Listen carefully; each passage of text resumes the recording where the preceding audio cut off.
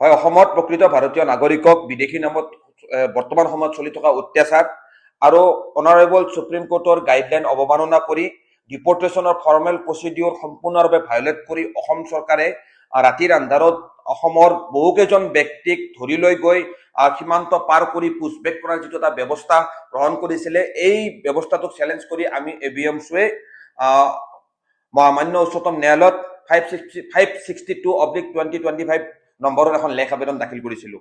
আৰু এই লেখ আবেদনৰ ওপৰত আজি অনাৰেবল সুপ্ৰিম কোৰ্টে শুনানি গ্ৰহণ কৰে। ABMCৰ ফালৰ পৰা দেশৰ অন্যতম জ্যেষ্ঠ অধিবক্তা সঞ্জয় হেগড়ে ডাঙৰীয়া, advocate on record Adil Ahmed ডাঙৰীয়াই ABMCৰ পক্ষ ৰাখিছিল। আৰু এই শুনানি কালত যিহেতু এই বিষয়টোৰ লগত এই গোটেই বিষয়টোৰ লগত বিভিন্ন ব্যক্তিগত বা ইণ্ডিভিজুৱেল ছাবজেক্ট তাত জড়িত হৈ আছে, সেয়েহে মহামান্য উচ্চতম ন্যায়ালয়ে এই বিষয়টোক লৈ আমাক গুৱাহাটী উচ্চ ন্যায়ালয়ৰ দ্বাৰস্থ হ'বলৈ পৰামৰ্শ প্ৰদান কৰিছে। আমি ABMCয়ে এই বিষয়খিনিক লৈ ইতিমধ্যে আমাৰ মাজত আলোচনা হৈছে। আমি উচ্চতম ন্যায়ালয়ৰ পৰা যিটো ফৰ্মেল যিটো অৰ্ডাৰ, সেই অৰ্ডাৰটো ওলোৱালৈকে আমি বাট চাইছো। আৰু ইতিমধ্যে আমি ABMCয়ে সিদ্ধান্ত গ্ৰহণ কৰিছো যে এই অন্যায়ৰ বিৰুদ্ধে, এই বলপূৰ্বক বেআইনী পুছবেক এই ব্যৱস্থাৰ বিৰুদ্ধে যি ব্যৱস্থা চৰকাৰখনে গঢ়ি তুলি দেশৰ জনগণৰ মানৱ অধিকাৰৰ প্ৰতি এক অশনি সংকেত নমাই নিছে, এই ব্যৱস্থাৰ বিৰুদ্ধে আমি অনাৰেবল উচ্চতম ন্যায়ালয়ৰ পৰামৰ্শ অনুসৰি আমি গুৱাহাটী উচ্চ ন্যায়ালয়ত আমি লেখ আবেদন দাখিল কৰিবলৈ আমি প্ৰস্তুত হৈছো।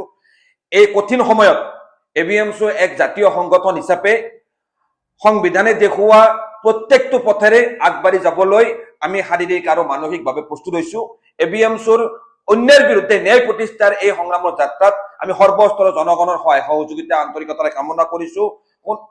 যেতিয়ালৈকে এই অন্যায় শেষ নহব, তেতিয়ালৈকে ABMCৰ আইনী যুঁজ আৰু আইনী যুঁজৰ সমান্তৰালভাৱে ABMCয়ে ধাৰাবাহিকভাৱে ৰাজপথৰ গণতান্ত্ৰিক আন্দোলন আমি আগবঢ়াই লৈ যাম। হয়, অসমত প্ৰকৃত ভাৰতীয় নাগৰিকক বিদেশী নামত বৰ্তমান সময়ত চলি থকা অত্যাচাৰ আৰু অনাৰেবল সুপ্ৰিম কোৰ্টৰ গাইডলাইন অৱমাননা কৰি ডিপৰ্টেশ্যনৰ ফৰ্মেল প্ৰচিডিউৰ সম্পূৰ্ণৰূপে ভায়োলেট কৰি অসম চৰকাৰে ৰাতিৰ আন্ধাৰত অসমৰ বহুকেইজন ব্যক্তিক ধৰি লৈ গৈ সীমান্ত পাৰ কৰি পুছবেক কৰাৰ যিটো এটা ব্যৱস্থা গ্ৰহণ কৰিছিলে, এই ব্যৱস্থাটোক চেলেঞ্জ কৰি আমি ABMCয়ে মহামান্য উচ্চতম ন্যায়ালয়ত 562/2025 নম্বৰৰ এখন লেখ আবেদন দাখিল কৰিছিলোঁ।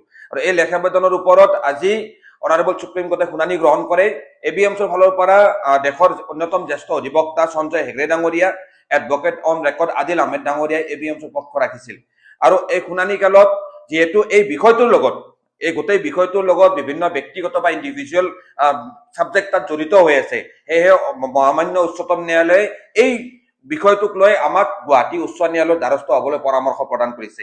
আমি ABMCয়ে এই বিষয়খিনিক লৈ ইতিমধ্যে আমাৰ মাজত আলোচনা হৈছে। আমি উচ্চতম ন্যায়ালয়ৰ পৰা যিটো ফৰ্মেল যিটো অৰ্ডাৰ, সেই অৰ্ডাৰটো ওলোৱালৈকে আমি বাট চাইছো। আৰু ইতিমধ্যে আমি ABMCয়ে সিদ্ধান্ত গ্ৰহণ কৰিছো যে এই অন্যায়ৰ বিৰুদ্ধে, এই বলপূৰ্বক বেআইনী পুছবেক এই ব্যৱস্থাৰ বিৰুদ্ধে যি ব্যৱস্থা চৰকাৰখনে গঢ়ি তুলি দেশৰ জনগণ